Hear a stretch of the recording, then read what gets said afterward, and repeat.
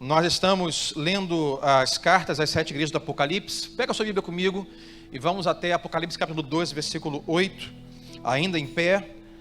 Vamos ler esta carta nesta noite. Hoje nós vamos meditar na carta de Jesus através de João à igreja em Esmirna. Então Apocalipse capítulo 2, versículo 8 ao versículo 11. Vamos ler juntos nesta noite. Se você não tiver a Bíblia aí com você, você pode fazer uso aqui da nossa projeção e participar conosco. Apocalipse 2, versículo 8. A palavra de Deus vai dizer assim. Cadê? Aqui. Ao anjo da igreja em Esmirna escreva: estas são as palavras daquele que é o primeiro e o último, que morreu e tornou a viver. Conheço as suas aflições e a sua pobreza, mas você é rico. Conheço a blasfêmia dos que se dizem judeus, mas não são, sendo antes sinagoga de Satanás. Não tenha medo do que está prestes a sofrer. O diabo lançará alguns de vocês na prisão para prová-los, e vocês sofrerão perseguição durante 10 dias. Seja fiel até a morte, e eu lhe darei a coroa da vida, diz o Senhor. Versículo 11. Aquele que tem ouvidos, também nesta noite, não só para esta igreja, mas aquele que tem ouvidos, ouça o que o Espírito diz às igrejas. Ele termina com a promessa dizendo: o vencedor, de modo algum, sofrerá a segunda morte. Antes de nós orarmos, nós hoje estamos lendo a carta à igreja em Esmirna. Olhando para esta carta, nosso tema de hoje, a série 7, é perseguidos em Esmirna, fiéis a qualquer preço. Então vamos orar. Senhor, obrigado por esta noite, pelo privilégio que temos de, como família aqui reunidos, ó Pai, com a Tua Palavra. Conduz-nos, Senhor, nos conduz como Tua igreja, nos conduz como Teu povo, Senhor, com a semente da Palavra mais uma vez em nosso coração, nos admoestando, Deus, nos instruindo, Pai, nos ensinando, transformando, Pai, não somente, mas alma e coração. Obrigado por tudo. Assim a Tua igreja, Pai, te pede, te roga, com perdão dos nossos pecados, no nome de Jesus Cristo, e todos digam amém. Toma o seu lugar agora e Deus te abençoe em nome de Jesus.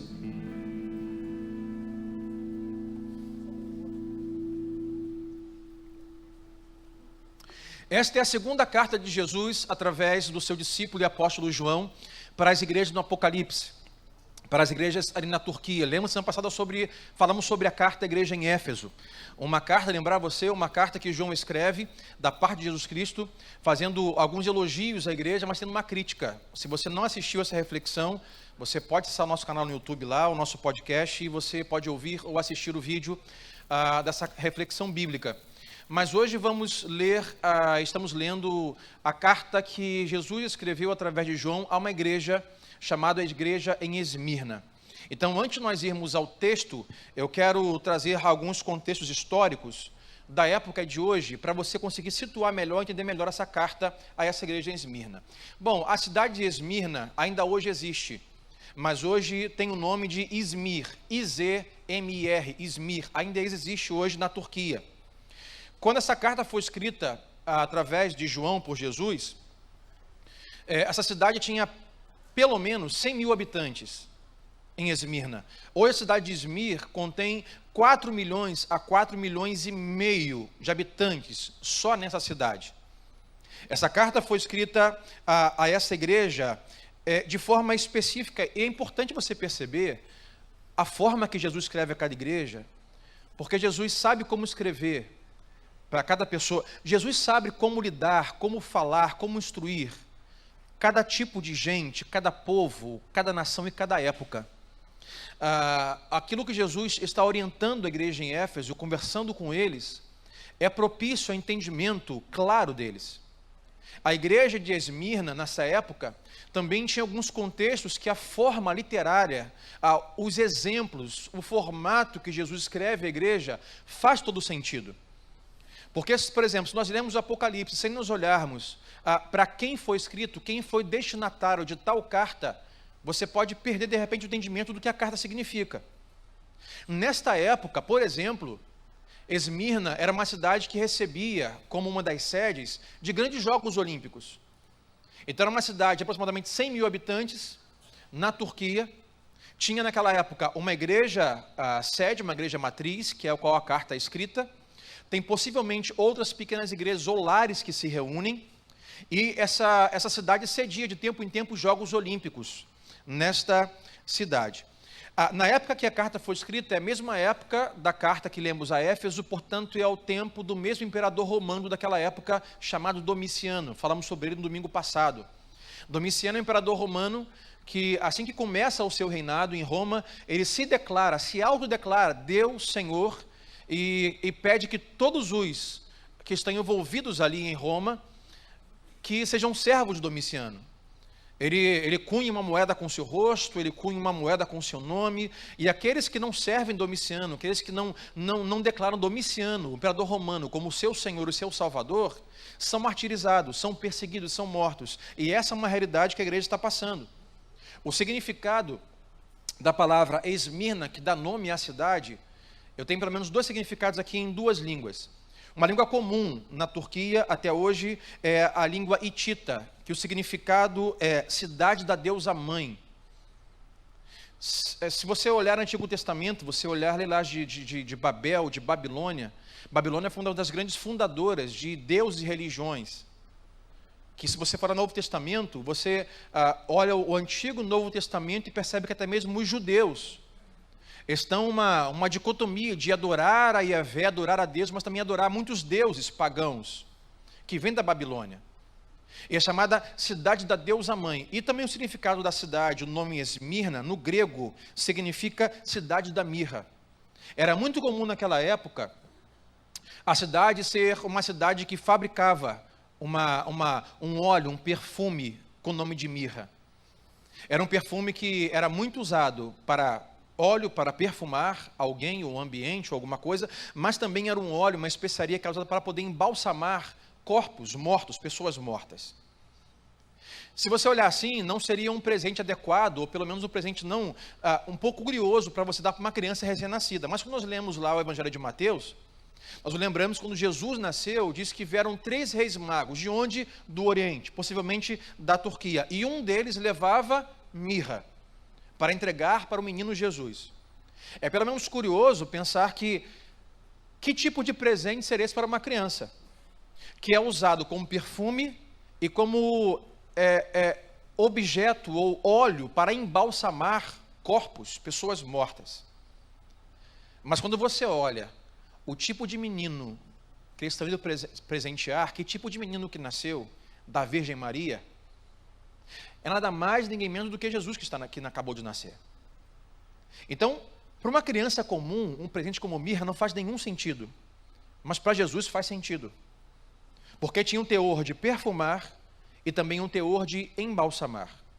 E Cristo viria com seu evangelho para perfumar, para salvar, para apregoar as boas novas, mas também iria morrer na cruz do Calvário por nós. Então o significado da palavra Esmirna, no grego, é a cidade da mirra. E era uma cidade com uma igreja muito fiel, e esse é o teor da carta. Você perceber que na carta não há nenhuma crítica à igreja, só elogios. Elogios por suportarem perseguições, aflições, sofrimentos e mortes. E aquela igreja era um exemplo de perseguição e de fidelidade, e também os grandes exemplos dessa igreja era o seu pastor. O pastor, o bispo da igreja naquela época, era um homem chamado Policarpio. Policarpio foi um homem que foi discípulo do próprio João. O próprio João, que escreve Apocalipse, foi quem discipulou Policarpio, colocou como pastor da igreja Esmirna e como bispo das igrejas locais da Turquia. Ele pastoreou a igreja por anos. Historicamente diz que por quase um pouco mais de uma década. Mas a história também diz que esse homem Policarpio, em uma vez fora da cidade, e é uma igreja perseguida, e um povo perseguido, cristãos perseguidos, Policarpio foi preso. Ele foi condenado e foi julgado por não adorar a Domiciano, por não servir ao imperador Domiciano. Ele foi colocado, amarrado para ser queimado, para ser martirizado. E quando ele vai ser queimado, é dada a ele a oportunidade de sobreviver. E a ele é dito, como muitas vezes acontece ainda hoje com os cristãos perseguidos, da seguinte maneira: a seguinte pergunta: você quer hoje negar Jesus como o seu Salvador, o seu Senhor, o seu Rei? Se você negar, eu vou poupar a sua vida e você não vai morrer. E livros de história, você acha na internet também, mas muitos livros de história vão tratar a vida e a história de Policarpo, principalmente a frase que ele disse nesse momento, quando ele foi perguntado: você quer viver? Basta você negar a Jesus. Basta você blasfemar contra Jesus. E sabe que Policarpo disse? Eu fico imaginando, quem sabe, amarrado, preso, e os seus algozes com, não sei naquela época como seria, mas hoje, os seus algozes ali com uma garrafa de álcool, uma caixa de fósforo, e falar assim: irmão, eu vou riscar o fósforo, mas antes de riscar o fósforo, eu vou te dar uma oportunidade. E Policarpo, diante do silêncio, abre a sua boca e diz o que eu trouxe para não esquecer. A frase que ele usa é: diante de Domiciano e os seus algozes. Diz ele: por 86 anos eu servi a Cristo, ele nunca me fez mal. Como posso eu agora blasfemar meu rei que me salvou? Diante disso, os homens ficam irados e ateiam fogo em Policarpo e ele morre queimado.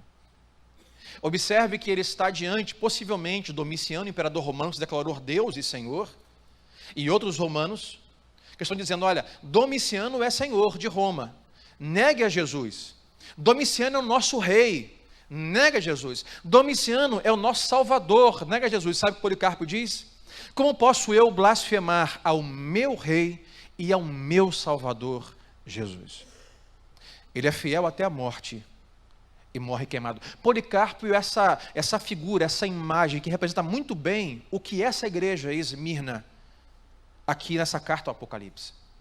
Hoje, se naquela época nós tínhamos 100 mil habitantes, e hoje temos em média 4 milhões a 4 milhões e meio de habitantes, hoje, em Esmirna, na Turquia, o cristianismo ainda é muito difícil e muito perseguido. Pesquisas revelam que existem hoje na Turquia declaradas 2 igrejas cristãs. E as 2 igrejas somadas chegam próximo de 100 cristãos congregando. 100. Menos de 50 cristãos em cada igreja. Porque há perseguição, porque há luta, porque há sofrimento ainda hoje e há morte. E é para essa igreja que Cristo escreve uma carta. Mas, pastor Sandro, o que esta carta, ou o que essa realidade tem a ver conosco? Nós não somos turcos, não estamos no Oriente, não sofremos perseguições, não pelo menos de forma direta, não estamos morrendo por conta de Cristo, não estamos sendo perseguidos por conta de Cristo. O que essa carta tem a ver com a gente? Sabe, irmãos, nós entendemos biblicamente, espiritualmente, que toda a Bíblia é inspirada por Deus para nos ensinar, para nos edificar, independente do tempo. Já se passaram mais de 2.000 anos, ou possivelmente 2.000 anos, de que a Bíblia começou então a ser escrita, começou a ser compartilhada. E ao longo da história, cristãos têm sido edificados, orientados por esta palavra. E no século de hoje não é diferente. Nós olharmos para uma carta de um povo que aparentemente é tão diferente da gente, mas quando falamos sobre ser servo de Jesus, discípulo de Jesus, nós temos o mesmo Senhor, temos o mesmo Deus. E como seres humanos, temos as mesmas demandas, temos as mesmas crises, independente se somos do Oriente ou do Ocidente, independente se somos brancos, se somos negros, se somos homens e mulheres, nós somos seres humanos. Os seres humanos daquela época, como os de hoje, ainda nasceram em uma natureza pecaminosa, em um mundo em pecado. Até que Cristo volte para regenerar a tudo e a todos, nós temos as mesmas carências, as mesmas crises. E de geração em geração, Deus é Deus. De geração em geração, a Bíblia é eficaz. Posso ouvir um amém, por favor? Então hoje vamos ver o que Deus tem a nos dizer enquanto escreve para esta igreja em Esmirna. Então vamos ao versículo 8 de Apocalipse 2. E Jesus, através de João, abre a carta dizendo assim: ao anjo da igreja em Esmirna escreve. Nós cremos que, assim como no Apocalipse 1, no capítulo 1, versículo dele, Jesus vai dizer assim, João diz que viu então um ser que estava entre os candelabros, ou como filho do homem, e ele tinha em suas mãos 7 estrelas. E no final do capítulo 1, Cristo explica a João assim: João, o mistério das 7 estrelas é esse. As 7 estrelas são os 7 anjos das 7 igrejas. Falei pela manhã, não vou reportar tudo que eu falei pela manhã, mas nós cremos que existe, biblicamente, espiritualmente, além desse reino material e natural, existe também um reino espiritual. Existe também uma guerra travada constantemente, simultaneamente às nossas, entre anjos e demônios. Então, biblicamente, em pesquisas, teologia, há algumas possibilidades de quem seria esse anjo da igreja ou das igrejas. E pela manhã eu disse que pesquisas revelam que não há nenhuma menção, a teologia diz que não há nenhuma menção na Bíblia, em outro lugar da Bíblia, em que o pastor da igreja ou que o presbítero da igreja seja chamado de anjo da igreja. E olhando para o final do Apocalipse capítulo 1, a melhor forma de nós entendermos esse texto, ou nós entendermos quem é esse anjo da igreja, teologicamente, o mais razoável em a Bíblia se explicar é que esse anjo da igreja não é o pastor da igreja, mas é esse ser espiritual enviado por Deus como responsável para guardar, para proteger, para cuidar dos irmãos da igreja, da liderança da igreja, um ser espiritual, anjos que Deus está enviando ainda hoje, para poder guardar a igreja, para poder ajudar a igreja. Nós não adoramos anjos, nós não prestamos culto a anjos, nós não fazemos reuniões a anjos, nós adoramos a Deus, mas os anjos existem. Também são seres criados como nós, mas não têm a mesma matéria, o mesmo corpo que nós temos. Então a Bíblia diz que existem anjos e demônios que foram anjos, mas por conta do pecado eles também caíram. Então a palavra diz que ao anjo da igreja escreva. Quem é o anjo da igreja? Esse anjo, ser espiritual, é a maior possibilidade das Escrituras. E ele continua, escreve o quê? Estas são as palavras daquele que é o primeiro e o último. Que Jesus diz, esta palavra quem escreve é aquele aonde tudo começa, nele, tudo termina nele, é aquele que começou tudo, aquele que vai terminar tudo, aquele que estava desde o princípio, o primeiro e o último. E ele termina o versículo 8 dizendo, aquele que morreu e tornou a viver. Ele está escrevendo uma igreja que está perecendo, está sofrendo e também sofrendo morte física. Como Policarpio é um dos exemplos da igreja. Pessoas são decapitadas, pessoas são queimadas. E Jesus ama tanto essas pessoas, e está vendo as obras de suportar as dores, que ele fala, olha, quem escreve a você é aquele que também morreu.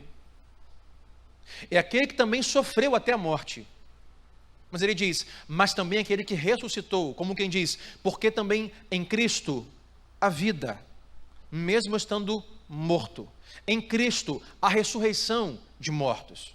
E ele continua no versículo 9 dizendo, conheço as suas aflições e a sua pobreza, mas você é rico. Conheço a blasfêmia dos que se dizem judeus, mas não são, sendo antes sinagoga de Satanás. Não tenha medo, versículo 10, não tenha medo do que você está prestes a sofrer. Saibam que o diabo lançará alguns de vocês na prisão para prová-los, e vocês sofrerão perseguição durante 10 dias. Seja fiel até a morte, e eu lhe darei a coroa da vida. Nesses 2 versículos, a primeira coisa que nós podemos observar e aprender e crer é que Jesus conhece as nossas obras. Jesus sabe o que você enfrenta hoje. Jesus sabe com o que você luta hoje, ou contra o que você luta hoje. Jesus sabe o que você está pensando hoje. Jesus sabe o que você está sofrendo, quem sabe hoje, o que você está planejando hoje, para o futuro, ou para amanhã, segunda-feira. Ele diz, olha, eu sou o começo, o primeiro e o último, que morreu e ressuscitou, e eu conheço as aflições, sua pobreza, o sofrimento, a blasfêmia e a morte que vocês sofrem. E mesmo que tenhamos uma igreja do Oriente há 2.000 anos atrás, diferente, perseguida da realidade que nós temos hoje, nós não podemos esquecer que o que a igreja de Esmirna está sofrendo ou passando é uma coisa peculiar a qualquer discípulo de Jesus, a qualquer cristão em qualquer tempo. Então, para hoje, o que Cristo nos diz hoje no século 21 é que existem pelo menos 5 maneiras que nós podemos sofrer com Jesus ou por causa de Jesus. E as 5 estão aqui relacionadas e numeradas. Ele diz: conheço as suas aflições. Ser discípulo de Jesus, ser cristão em qualquer tempo, em qualquer época, o risco que nós temos é de termos aflições, termos tribulações. O próprio Jesus disse nos seus evangelhos: no mundo vocês terão tribulações, aflições, terão, mas tem de bom ânimo, porque assim como eu venci, vocês também vencerão em mim. E Jesus nos diz com essa carta para nós hoje, que temos pelo menos 5 maneiras de sofrer com Cristo ou por Cristo. Uma delas é sofrer aflições, sofrer tribulação. A segunda coisa que podemos sofrer com ou por causa de Cristo, ele diz, a sua aflição e a sua pobreza. Nesse caso aqui, quando um turco, quando uma pessoa se declarava cristã e negava a sua fé da sua família, e aceitava Cristo e compartilhava isso com pessoas, uma das coisas que acontecia é que se você fosse um jovem e seu pai tivesse uma mercearia, uma lojinha, uma farmácia, qualquer coisa, que você naturalmente herdaria o negócio do seu pai, os bens do seu pai, automaticamente quando você diz assim: olha papai, a partir de hoje a minha fé não é mais a da nossa família. Hoje a minha fé eu depositei em Cristo, eu nasci de novo. E agora tem um Jesus como meu Senhor. A primeira coisa que acontecia é que esse jovem, esse homem, essa mulher, perdia na hora a possibilidade de herança na parte da família. Porque ele era rejeitado, era renegado. Portanto, na igreja, haviam homens e mulheres pobres. Porque foram colocados para fora de casa, não tinham onde dormir. Foram tirados ali como é que é o nome que dá? Quando escreve para os filhos que vão receber, hein, o Diego? Testamento. O testamento foi apagado no nome dele. O nome dele foi escrito no livro da vida, mas foi apagado no testamento do papai e de mamãe. E tem pessoas sofrendo pobreza, precisam de ajuda, porque pai e mãe não querem mais alimentar, não querem mais empregar. Aí Jesus diz: eu conheço a pobreza de vocês. Mas pastor, isso no século 21 acontece? Acontece de formas diferentes. Quem sabe você que está aqui nesta noite já sofreu algo do tipo: você não conseguiu fechar um negócio por causa de Jesus.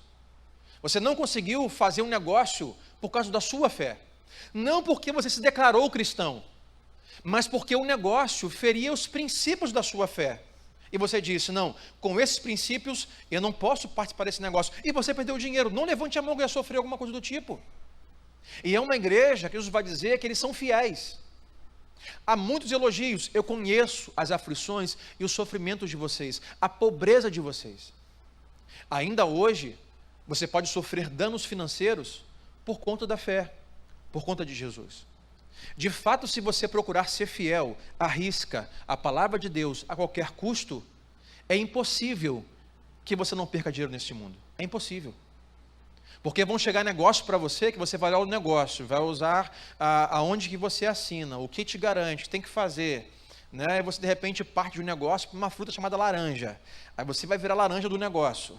Aí você olha e fala assim: não, eu não posso assinar isso aqui está errado. Você vai perder dinheiro. Por conta de quem? Por causa de quem? Por causa de Jesus. Por causa da sua fé. Então, irmãos, eu diria um privilégio, porque sofrer por Jesus é um privilégio. Como eu falei que no primeiro grupo pela manhã, nós sofremos por muitas coisas neste mundo. Sofremos pelo nosso time, até onde você estava 3-0 o Flamengo, já acabou o jogo.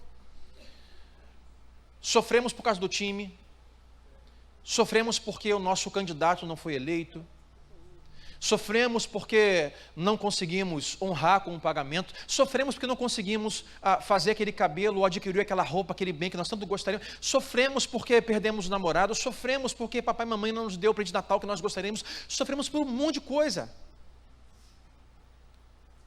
Mas são sofrimentos que não vale a pena sofrer. Quando falamos sobre sofrer por Cristo, o que ele diz é: vale a pena sofrer por minha causa. Porque ao vencedor, ele ganhará a coroa da vida. Aquele que for fiel até a morte, ele diz: de modo algum sofrerá o dano da segunda morte. Sofrer por Cristo é um privilégio, sabe? Porque nós não sofremos sozinhos. Muitas vezes, quando você desata um relacionamento de amizade, de namoro, de casamento, um divórcio chegou, a crise financeira chegou, você vai para o seu quarto, mas tem milhões de amigos no Facebook, você sofre sozinho. Quando nós sofremos por causa de Jesus, mesmo que percamos dinheiro, percamos amizade, relacionamentos, sabemos que servimos a um Deus, a um Cristo que também sofreu por nós. O que Jesus diz para a igreja, na verdade, é um convite. Antes de vocês sofrerem por minha causa, eu sofri por causa de vocês. Eu amei vocês. Sejam fiéis até o fim. E essa igreja está cumprindo esse propósito. Então, a tribulação e a pobreza. Ele vai continuar. Mas também ele vai dizer, conheço a blasfêmia dos que se dizem judeus, mas não são. Eles são sinagoga de Satanás. Jesus diz, eu conheço a calúnia, as blasfêmias que levantam contra vocês por causa do meu nome. Uma das possibilidades da fé cristã e de servir a Jesus em um mundo, o cujo próprio João vai dizer que jaz no maligno, é você ser caluniado. O diabo trabalhar, ou pessoas que o diabo vai levantar trabalhar para jogar a sua reputação, o seu nome, na fossa, no buraco. E você fala assim, Senhor, mas não é verdade o que disseram. Senhor, não é verdade o que estão espalhando. Senhor, não é verdade o que compartilharam. Senhor, não é verdade o que postaram sobre mim. Não é verdade. Deus sabe que por muitas vezes não é verdade. Mas é uma guerra espiritual. Esse texto vai dizer que naquela época existiam falsos judeus que estavam dentro da igreja, não fora, dentro da igreja, com o fim de trazer calúnias e blasfêmias aos irmãos. E Jesus os chama de templos, templo do diabo. Pessoas que o diabo vai usar para abalar a sua fé, levantando calúnias e blasfêmias. Quem sabe você já não enfrentou ou enfrenta isso nesta noite. Ainda vai enfrentar por causa de Jesus. Ele diz que além de tribulação, pobreza e calúnia, há também sofrimento. Não tenha medo do que você está prestes a sofrer. Versículo 10. Há sofrimento. Nós vamos sofrer por causa de Cristo. Nós vamos sofrer por causa do Evangelho. Mas o bom é saber é que Jesus diz, olha, você não vai sofrer sozinho.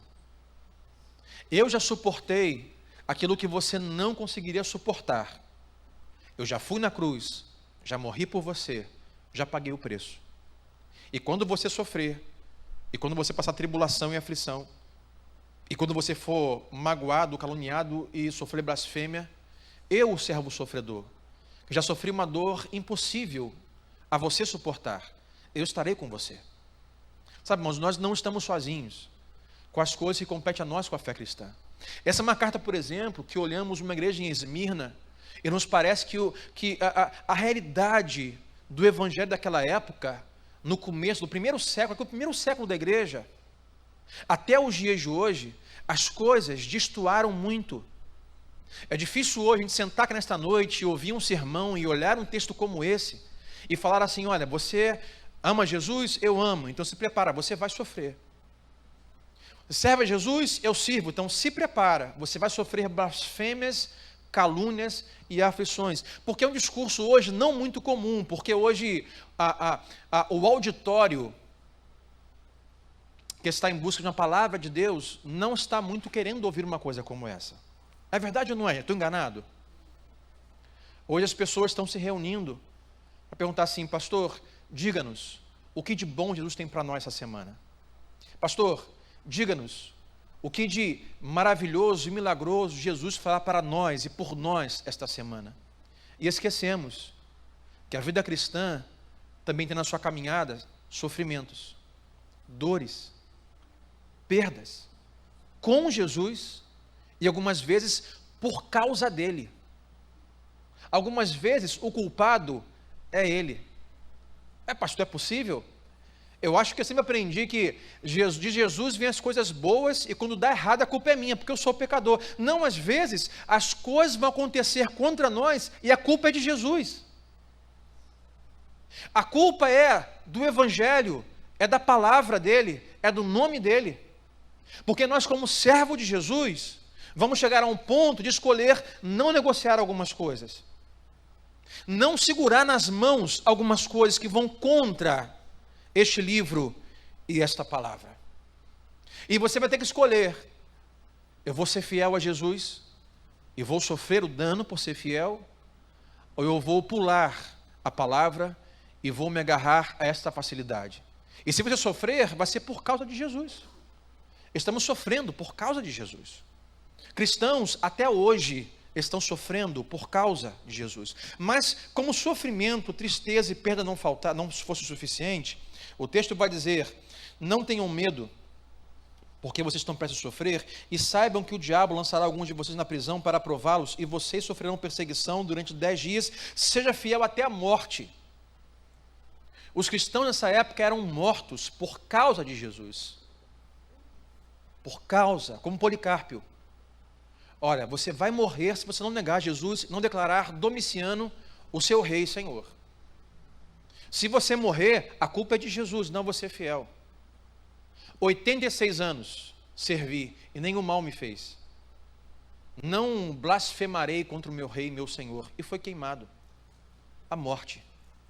Ainda hoje, nossos irmãos no Oriente, outros países perseguidos, estão morrendo por causa de Cristo. E nós temos que ter essa ciência, porque vivemos hoje em um país dito laico, um país onde há leis que resguardam a chamada liberdade religiosa, liberdade de culto.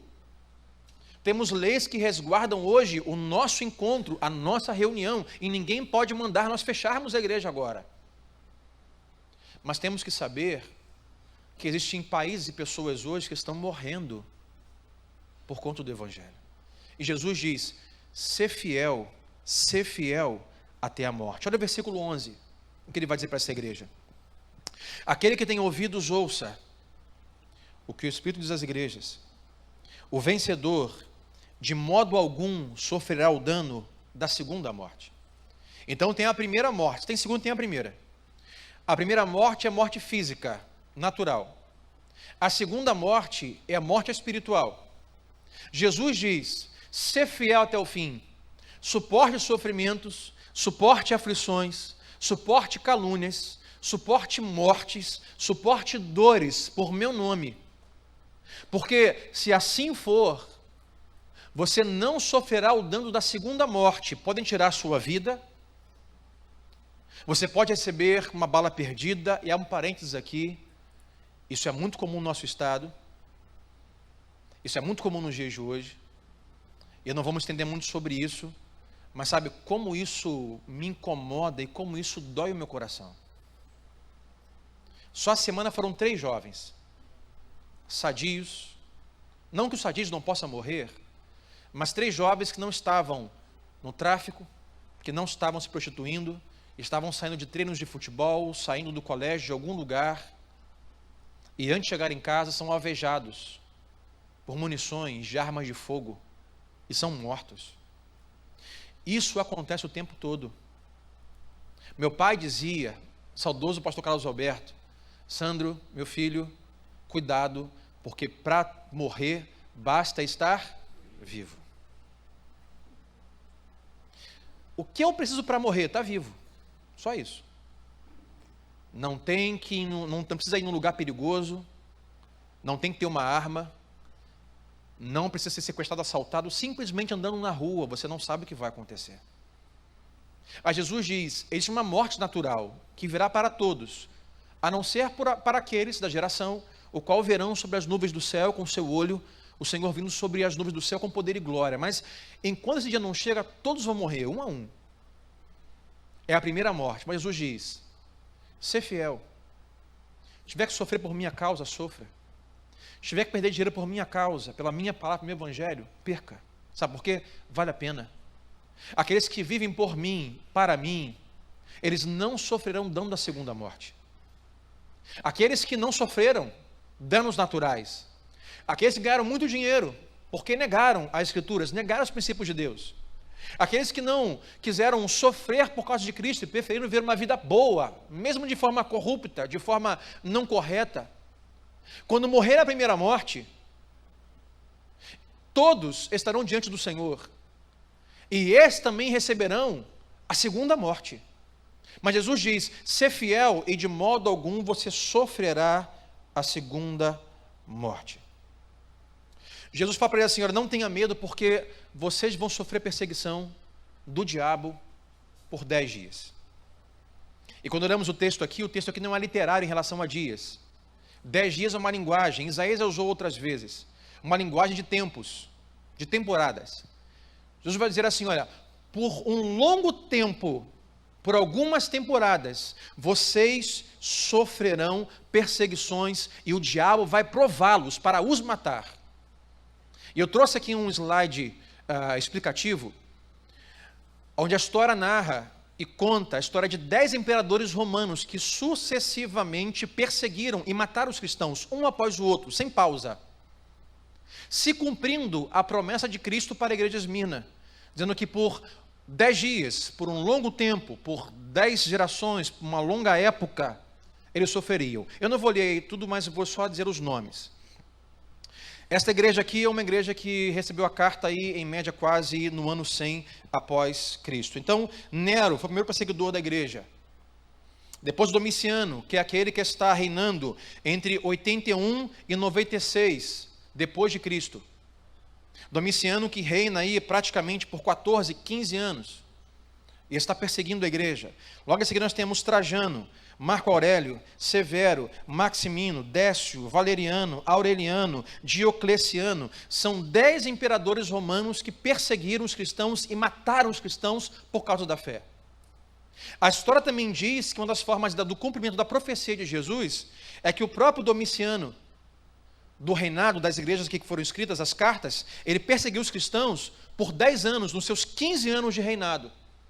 Então ele começou a reinar, se declarou imperador e senhor de Roma, cunhou moedas e percebeu que os cristãos não estavam servindo nem adorando ele. Ele começou a matar e perseguir os cristãos. Perseguições por décadas, décadas e décadas. Aí o que dizer para uma igreja como essa? O que dizer para pessoas, quem sabe como nós, muitas vezes, passa pela nossa cabeça se nós vamos ser fiéis à palavra de Deus, arcar com as consequências de perder um relacionamento, perder um namoro, perder uma amizade, perder um emprego, perder dinheiro, por conta dos princípios cristãos e da fidelidade ao Senhor, ou se nós vamos negociar. E perguntamos: será que vai valer a pena? Será que eu vou conseguir suportar esse sofrimento? Será que eu vou conseguir suportar essa perda? Será que eu vou conseguir suportar a ausência dessa pessoa? Será que eu vou conseguir suportar a ausência do sexo que eu tinha? Do dinheiro que eu tinha? Do poder que eu tinha? Será que eu vou suportar? Será que vai valer a pena? O que Jesus diz é o mesmo que diz a nós o tempo todo. É o mesmo que diz em toda a Bíblia, por 150 vezes. Deus declarou 150 vezes a mesma coisa para muitas pessoas e muitas gerações. Sabe o que ele diz? Está aí no versículo 10. Não tenha medo. Diga sempre ao seu vizinho: não tenha medo. Diga melhor, diga assim: não tenha medo. Sabe, eu relatei aqui algumas das palavras na primeira mensagem que nós lemos e na segunda mensagem que nós lemos, do Antigo e Novo Testamento, o próprio Deus dizendo para homens: não tenha medo, eu estou contigo, não tenha medo, eu estou contigo, não tenha medo, sou seu escudo, não tenha medo, sou o seu guarda, não tenha medo, estou contigo, porque o medo é comum ao homem, e o medo é comum aos cristãos. Não é à toa que a Bíblia, por 150 vezes, traz a pessoas a mesma palavra. Para os profetas: Jeremias, não tenha medo; Isaías, não tenha medo; Davi, não tenha medo; Moisés, não tenha medo; Abraão, não tenha medo; Isaac, não tenha medo; Gideão, não tenha medo; José, não tenha medo. Porque é algo que todos nós ficamos abalados. Sabe o que é medo? O medo vem por nós não sermos soberanos. Nós não conhecemos o futuro. Nós não sabemos as consequências dos atos que podemos ter agora. Nós não sabemos, sabe aquela bola de neve que desce, que despenca do morro, ela vem descendo aquela bola de neve, vai aumentando. Nós não sabemos no futuro como será. Então nós tememos. E Deus diz para a igreja: não tenha medo do que vocês estão prestes a sofrer. Porque o medo vai impedir você de ser fiel. O medo vai impedir você de dizer sim ao chamado de Deus. E o chamado, irmãos, não é só ministerial. Ah, Deus tem para mim um chamado, você é um evangelista, você é um pastor, você é um profeta, você isso, você... Não, o chamado vai além disso. A Bíblia tem para nós como chamado fidelidade, santidade, obediência. Chamado é convite. Estou chamando, convidando você. E o medo nos impede de nós dizermos sim para o chamado de Deus, de confiar em Deus, de obedecer em Deus, obedecer a Deus, de crer em Deus, dizer sim para Deus, por causa do medo. Quando as pessoas que outrora, por tempos atrás, serviam a sua comunidade local, quem sabe não aqui, mas em uma outra igreja, e serviam, mas se machucaram e se feriram, e sofreram calúnias, sofreram perdas por causa de Jesus, porque estavam servindo, ajudando o pastor, ajudando a igreja. E hoje, quando estão em uma outra comunidade de fé, ou na mesma, não quero mais servir, sabe por quê? Estão com medo, medo de sofrer de novo, medo de ser ferido de novo, medo de ser caluniado de novo, medo. O medo nos paralisa, o medo nos impede de nós vivermos uma vida cristã corajosa e fiel, ousada. O que Deus requer de nós é uma vida cristã ousada e corajosa. Aonde estão os corajosos? Aonde estão os ousados? Tem corajoso aqui hoje? Levanta a mão comigo. Quem é corajoso aqui? Onde estão os corajosos aqui comigo nessa noite? Levanta a mão, os corajosos aqui. Irmão, é coragem. Para algumas vezes assim, não, eu não vou participar, mas você vai perder 5 mil por mês. Amém. Deus é meu sustento, eu não vou negociar a minha fé. É coragem. É ousadia. Para dizer o que tem que ser dito em amor, fazer o que tem que ser feito pela palavra de Deus. É sofrer calúnia. Mas o medo nos para, o medo nos impede. Nós temos medo de não ter sustento amanhã, então não podemos ofertar nem dizimar, porque pode ser que amanhã falte. Temos medo de sofrer algum dano, alguma calúnia, então não vou estar com os irmãos, eu não vou ajudar lá o pastor da igreja a servir os irmãos, trabalhar para o Senhor, para os irmãos, porque eu tenho medo. Ah, eu tenho medo de ficar cansado, eu tenho faculdade, tenho trabalho. Sim, estude, trabalhe, ganhe dinheiro. Não é pecado ganhar dinheiro. Não é pecado ser rico. O pecado, e eu uma vez preguei sobre isso aqui quando lemos sobre Tiago. E eu falava sobre o crente pode ser rico ou tem que ser pobre. Jesus é o maior exemplo disso. Jesus sabe o que é ser rico, sabe o que é ser pobre. Jesus era rico e sabia ser rico. E se fez pobre como um de nós. E soube ser pobre. E hoje de volta está na glória rico. Cheio de glória. Jesus sabia ser rico e ser pobre. E eu disse nessa época, eu me lembro, que a diferença não é se você é rico ou se você é pobre. É se você é ímpio ou se você é um cristão. Porque o ímpio, se ele tem dinheiro, ele usa o dinheiro para o seu prazer, para os seus bens, a ninguém ajuda, a ninguém serve.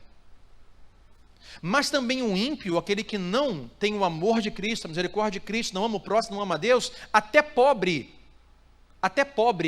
ele é ímpio. Porque se capina ali um gramado do vizinho, dá 100 reais, sabe o que ele faz? Ele vai lá jogar no bicho, compra a Mega Sena. Até o pouco que ganha, ele só usa para ter proveito próprio. Mas há pessoas que sabem ser ricas, que muito têm,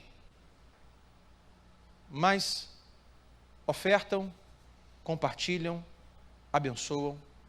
E outros que pouquíssimo têm, mas o que têm, dividem. O problema não é ser rico ou ser pobre. E às vezes nós vamos ter medo de ficar pobre. Vamos ter medo de faltar a comida em casa, vamos ter medo de ser maltratados e magoados, caluniados. Então o medo nos paralisa. Irmãos, Deus requer de nós coragem e ousadia. Diga sempre para o seu vizinho, tenha coragem e ousadia. Diga para ele, tenha coragem e ousadia. Quantos aqui nessa noite podem dizer assim, pastor Sandro, eu não só sei, mas eu sinto que eu sou amado por Jesus. Levante sua mão, você é amado por Jesus? Quanto mais somos amados, ou nos sentimos amados, menos medo nós temos. É por isso que a palavra de Deus diz que o amor lança fora todo medo. Isso não se aplica só a Jesus e você. Aplica em todas as áreas da sua vida. Qualquer pessoa que se sente amada em algum lugar, em uma situação, ela não teme. Ela sabe que não está sozinha. Jesus diz, não tenham medo. O medo vai te impedir de ser fiel ao Senhor. Jesus em nenhum momento promete aos irmãos da igreja Esmina, muito menos a nós, ou também a nós, ele não promete vida fácil, irmãos. Rejeite todo o evangelho que promete a você vida fácil. Rejeite em nome de Jesus. Ouça o Espírito Santo nesta noite. Rejeite todo tipo de evangelho, falso evangelho, que te apresenta a vida fácil. Se você for discípulo de Jesus, você não vai sofrer, não vai ter aflição, não vai ficar sem dinheiro, não vai ficar doente. Rejeite. Isso não é bíblico. Jesus é a prova. Ele é o maior sofredor. Ele é o exemplo. E Ele que em nós nos ajuda a suportar os sofrimentos. Mas o sofrimento que vale a pena. E o medo nos faz, como eu falei em últimas reflexões, o medo nos torna falsos profetas. Porque olhamos para o futuro e olhamos quão terrível pode ser o futuro. Não, porque a Amazônia está queimando. Ih, rapaz, isso aí daqui a 10 anos. Então eu vou ter medo do futuro e vou procurar agora fazer coisas baseadas no medo do futuro. Ah, porque eu votei no candidato X, mas o outro X ganhou. Olha, isso vai dar errado, isso vai acontecer, e na minha empresa estão dizendo, e o futuro, a gente começa a ser um falso profeta. Sabe o que é profeta? O profeta é aquele camarada que vê o futuro. Aí você vê um futuro trágico, e o seu futuro não inclui Deus, não inclui livramento, não inclui salvação, não inclui libertação, não inclui Deus em lugar nenhum. Você olha com seus olhos, faz sua matemática, teme o futuro e começa agora a fazer coisas para não sofrer aquele dano. Se nós nos preocupássemos menos com o futuro, sim, se preocupe com o futuro, se prepare, se organize, faça faculdade, trabalhe, sonhe, planeje, escreva. Mas se nós nos preocupássemos mais em hoje aqui, fazer aquilo que Deus está nos chamando a fazer e ser que a gente nos chama a ser de forma corajosa e ousada, e nós deixarmos o futuro nas mãos do Senhor, nós viveríamos melhor, sabe? Pessoas estão sofrendo, depressivas, tristes, inseguras, em casa trancado por conta da insegurança, por conta disso, daquilo, elas não conseguem ver nenhum futuro com o Senhor. É só tragédia. Temos que descansar em Deus. Saber, Deus, eu vou fazer aquilo que é propício a mim como ser humano. Vou me capacitar, vou fazer aquele curso, pegar aquele diploma, vou fazer e acontecer, mas Deus, eu não posso fazer com que isso me tire a missão que tem para mim como um convite, o seu chamado para servir, para amar, para trabalhar, para ser fiel. Deus, e se no futuro o Senhor quiser que eu seja um advogado, que eu seja um médico, um professor, qualquer outra coisa, eu serei. Mas se o Senhor quiser que eu seja um evangelista, um missionário, que eu sou perseguição, que eu morra por causa de Ti, Deus, que assim seja. Eu vou fazer a minha parte, mas creio que o Senhor fará a sua parte, que a sua vontade é boa, perfeita e agradável, não a minha. Viver sem medo. O medo nos paralisa, o medo nos para. E para concluir, o medo é sim uma oportunidade que nós temos para correr para Deus ou para nós fugirmos de Deus. Pensa comigo uma criança em relação ao seu pai. Se o filho tem medo, dependendo do que ele tem medo, diz para onde ele vai correr. O filho tem medo do cachorro, do vizinho que agora soltou, pulou o portão. O filho corre para onde? Para o pai. Pai, estou com medo do cachorro. Pai, estou com medo do escuro. Pai, tenho medo disso. Pai, tenho medo da praia, medo de água, medo de onda. Minha filha assim, bota na praia, se pela toda. Na piscina parece uma sereia, porque é bonita a bichinha. Puxou a mãe. Mas bota na praia, meu amigo. Se eu fosse de uma outra religião, e ela tivesse pular 7 ondas no ano novo, eu estava frito. Minha vida ia ser muito ruim esse ano. Porque eu não ia pular 7 ondas. Tenho medo de onda. E eu pego pela mão, às vezes, com a minha crueldade humana, arrasto pela mão e falo assim, não, você vai, não, vamos lá. Bota quando vem a onda, ela agarra na minha perna, igual uma perereca que não solta por nada, só se roncar trovoada. Não solta. Medo de onda. Sabe por quê? Porque é desconhecido para ela. Ela acha que a onda vai arrastar. Eu digo, não vai arrastar, às vezes arrasta, mas que eu digo é, papai está aqui. Então o que ela faz? Ela corre para o pai dela, porque tem medo de outra coisa. Sabe o que o medo faz? O medo deveria nos fazer correr para Deus. Dizer assim, pai, eu estou com medo de ser fiel ao Senhor neste momento e negar esta oportunidade financeira que é contra a tua palavra. Senhor, eu confesso, eu estou com medo de perder dinheiro, de ficar pobre, de não conseguir pagar a minha conta. Eu estou com medo. Corra para Deus. Senhor, eu estou com medo de dizer sim para o seu chamado, de me lançar em seus braços, de ser usado por ti, de servir na tua obra, de amar pessoas, de pregar a tua palavra. Deus, na faculdade, no colégio, na igreja, eu estou com medo, Senhor. Eu estou com medo de ser caluniado. Eu estou com medo de ser blasfemado. Senhor, eu estou com medo de perder. Senhor, eu estou com medo de ser afligido. Corra para o Pai. É justo. Ele é o seu socorro bem presente. É Ele que é o seu auxílio. É Ele que vai te ajudar no dia do medo. Ou você acha que eu não tenho medo? Claro que eu tenho medo. Quantas vezes eu digo assim, Deus, eu estou com medo. Eu estou com medo porque me chegou uma notícia, eu estou com medo da consequência. Deus, eu estou com medo de isso não dar certo. Ou você acha que eu não tenho medo das coisas ministeriais? De não pagar as contas? De ninguém aparecer aqui domingo que vem de novo? Tenho meus medos. No seu lugar, não me dominam, mas tenho os meus medos. Agora, o problema é que o medo, ao invés de nos fazer correr para o Pai, o medo nos faz correr do Pai, algumas vezes. Porque a única vez que a criança corre do Pai, é porque ela tem medo do Pai. E podemos ficar com medo do Pai. Com medo de tomar posse, colocar na mão o que o Pai tem para a gente. Então corra do Pai. É como se o Pai viesse com uma seringa. É como se o Pai viesse com um metiolate. Hoje não, que hoje é a geração Nutella, não arde mais o metiolate. Mas é como se o pai viesse com um remédio. Sabe o que a criança faz? O pai tem que chamar pelo nome e procurar. Fulano, com o remédio para trás. Você nunca fez com seu filho, né? Fulano, cadê você? Tem que tomar o remédio. Cadê você, fulano? Vem cá. A criança corre do pai, sabe por quê? Ela não quer o que o pai quer dar para ela, porque o medo dela julga e diz que isso que o pai quer dar não é bom para ela. Aí você vira um falso profeta, você prega para si mesmo um falso evangelho, de que as coisas que o Pai tem para você vão fazer você sofrer. O remédio que o Pai vai me dar vai amargar muito a minha boca.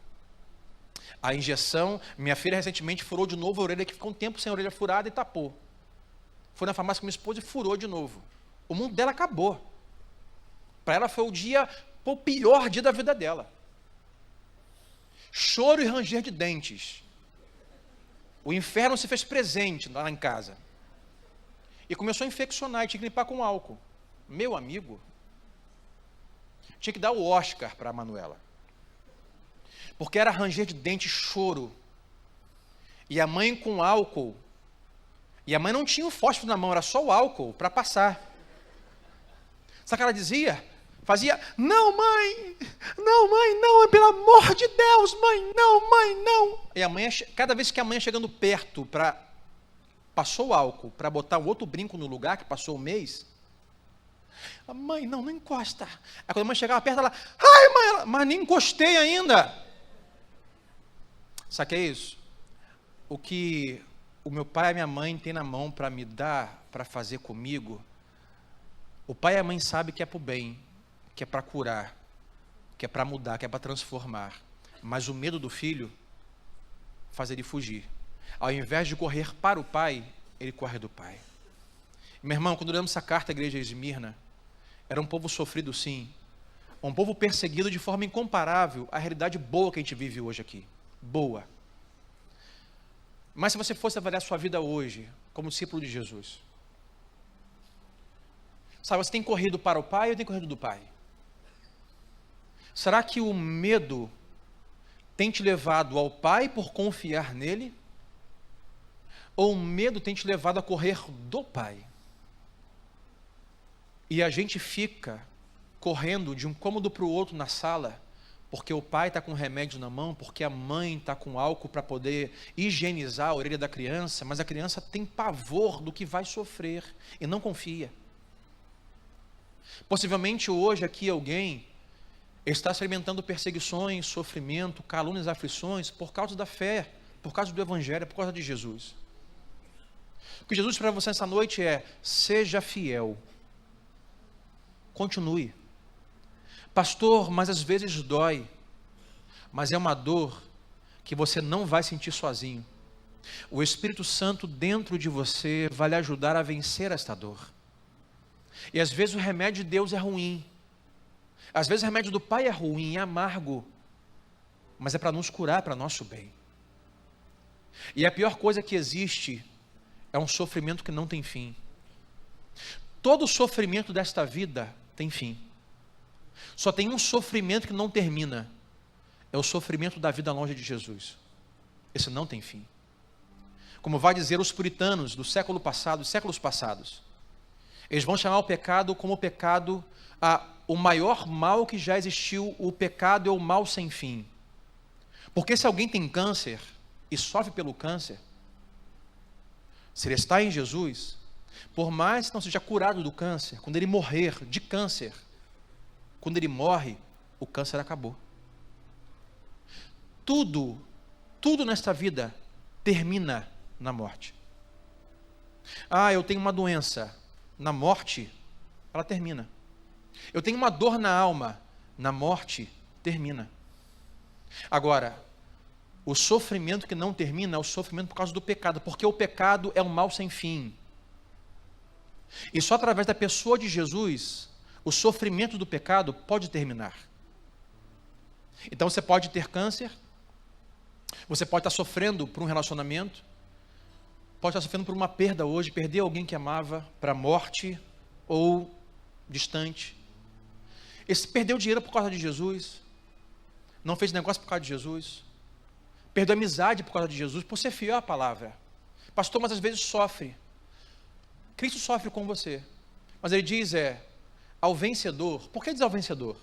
Naquela época era comum os Jogos Olímpicos, e todo vencedor recebia uma coroa de ouro. Não uma coroa dos imperadores, mas aquela coroa de folhas, mas de ouro. E todo mundo que era fiel na sua jornada da corrida, e vencia a corrida, corria bem e vencia, ganhava uma coroa de ouro. É por isso que Jesus diz: a esse vencedor, ao fiel, que sofreu por mim, que perdeu por mim, e eu sofri com ele, ao vencedor, eu não lhe daria uma coroa de ouro, não lhe daria algo corruptível, eu daria a coroa da vida. Porque todo sofrimento deste mundo, quando você morre, acaba. Em Jesus, uma nova vida eterna, sem dor, diz Apocalipse, sem lágrima, sem sofrimento. Final do Apocalipse, quase praticamente o penúltimo capítulo vai dizer que aquele que é o Senhor, ele virá e fará tudo novo, um novo céu, uma nova terra. Mas agora, se você escolher não sofrer por Cristo, você sofrerá por coisas que não valem a pena. E esse sofrimento por conta do pecado, ele não termina. Até quando você morre, o sofrimento continua. Porque diz que a morte sem Jesus é ranger de dentes, é sofrimento, é dor. E antes de orar com você, quero te perguntar, diante dos seus medos, que impedem você hoje de viver corajosamente e ousadamente a sua fidelidade em Deus, de não negociar a sua fé, o que esse medo tem feito na sua vida? Para quem você tem corrido? Para Deus ou de Deus? Vamos orar, fique em pé comigo nesta noite.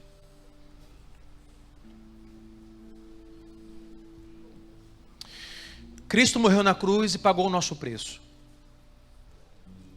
E fez isso para que nós vivêssemos em novidade de vida. É vida nova. É tudo novo, é tudo diferente. A vida que temos em Jesus, ela não pode se comparar à vida que nós tínhamos antes de Jesus. A vida que vivemos em Jesus, ela não pode ser uma vida que se iguala à vida antes de Jesus. Não podemos estar em Cristo produzindo, operando, fabricando, temendo as mesmas coisas da época antes de Jesus. Jesus hoje diz para alguns aqui nesta noite: não tenha medo. Não tenha medo. Esta semana, amanhã ainda, o que você tiver que fazer ou desfazer para ser fiel ao Senhor, ore e diga: Deus, eu estou com medo. É justo, Senhor, eu estou com medo. Estou com medo do que pode acontecer no futuro. E ouça a voz de Deus que disse a Abraão, a Isaac, a Jacó, a Isaías, Jeremias: não tenha medo, eu estou contigo. Eu vou te prover. Eu vou te sustentar. Eu vou te ajudar. Ser fiel até o fim e dar-te-ei a coroa da vida. E você não experimentará a segunda morte. E para você que está hoje aqui nesta noite, você não é um cristão, você não conhece Jesus, ou se conhece, ainda não se decidiu, não recebeu fé para crer em Jesus, que a graça do Senhor alcance seu coração. E você vai sofrer por muitas coisas na sua vida. É inevitável não sofrer neste mundo. Agora escolha por que sofrer. Sofra por amor a Cristo, aquele que venceu a morte. Ele diz: você então se tornará em mim mais do que vencedor. Mais do que vencedor é alguém que está acima da luta. É alguém que já é vitorioso antes de entrar na briga. Você vai lutar com medo, vai lutar com o pecado, você vai lutar com a dificuldade, vai lutar com a perda, vai lutar com a aflição, vai lutar com a calúnia, vai lutar com o sofrimento e com a morte, mas não é o que você faz, não é o que você produz, é o que Cristo fez na cruz do Calvário, e Ele já comprou com seu sangue a sua libertação do pecado, do diabo e do inferno. Então você é mais do que vencedor em Cristo Jesus. Mais do que vencedor não é brigar, não é não brigar, não é não ter luta, não é não sofrer, é saber que estamos acima. Em Jesus estamos acima disso. O sofrimento não me rouba a sua paz, a aflição não me rouba o seu amor, o medo não me rouba a salvação, o meu pecado não me rouba da mão de Jesus, o que fizeram comigo não me rouba do amor de Cristo Jesus. Eu estou seguro, é nele. Os governos vão passar, a economia vai passar, a moeda vai passar, tudo vai passar, mas diz ele: a minha palavra não passará. Ele disse: ao vencedor eu darei a coroa da vida, e aquele que for fiel e sofrer por minha causa, não sofrerá o dano da segunda morte. O que você está esperando para ser ousado, corajoso e fiel a Jesus? Pai, mão no seu coração, vou orar com você nesta noite. Antes de você pegar nas suas mãos o pão e o cálice, nós vamos celebrar aqui, trazer em memória o Cristo sofredor. Isaías o chama assim, o servo sofredor. Aquele que não só te diz de forma distante: olha, sofra por minha causa. Não, aquele que antes sofreu por nós. Eu quero orar com você. Põe a mão no seu coração nesta noite. Pai, aqui estão, Deus, homens e mulheres, jovens, velhos, adolescentes, crianças, homens e mulheres, ó Deus, que quem sabe têm experimentado dor e sofrimento, perdas. Deus, tem vivido dias difíceis.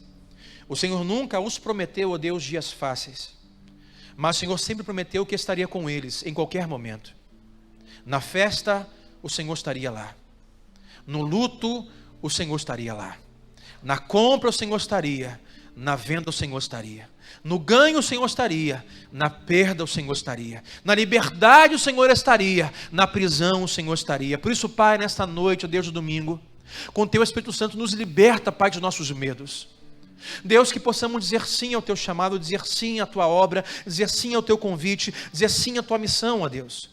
Nós lutarmos por amor a Ti, servir a Ti, ser fiel a Ti, custe o que custar. Uma igreja, Pai, em Yasmina, no qual o Senhor escreve uma carta cheia de elogios, mas uma igreja muito sofrida.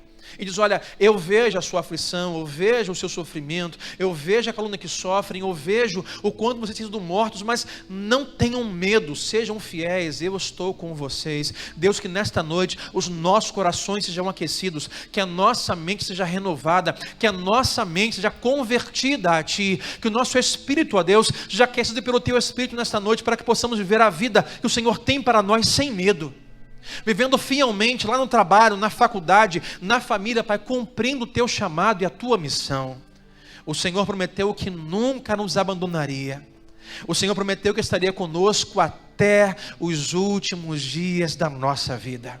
Então, Pai, ao pegarmos esta noite o pão e o cálice, possamos trazer a memória do Cristo sofredor, que sofreu por nós, aquele que morreu por nós, mas ele não ficou na morte, ele está vivo, e tem como promessa, aqueles que estão nele, ainda que morram, viverão, vai dizer João, e aqueles que estão nele, vivos, não morrerão, mas viverão para sempre. Deus, assim, fala no nosso coração, nos convence com teu Espírito nesta noite, assim oramos, em nome de Jesus Cristo, e quem pode dizer amém, e dar uma salva de palmas ao servo sofredor, ao Cristo vivo, que ressuscitou, que sofreu antes por nós, para que pudéssemos nesse tempo servi-lo, amá-lo e sofrer por ele. Corra para os braços do Pai, corra em direção ao Pai, diga: Deus, me ajuda, eu estou com medo, Deus me revela, Deus me encaminha, eu quero ser fiel a Ti. Olá, obrigado por assistir ao canal da Nova Vida SC no YouTube. Se você gostou dessa mensagem, clica no botão de inscrição aqui na sua tela e assim você não vai perder nenhum conteúdo desse ministério. E também nos siga nas redes sociais. Mais uma vez, obrigado e Deus abençoe.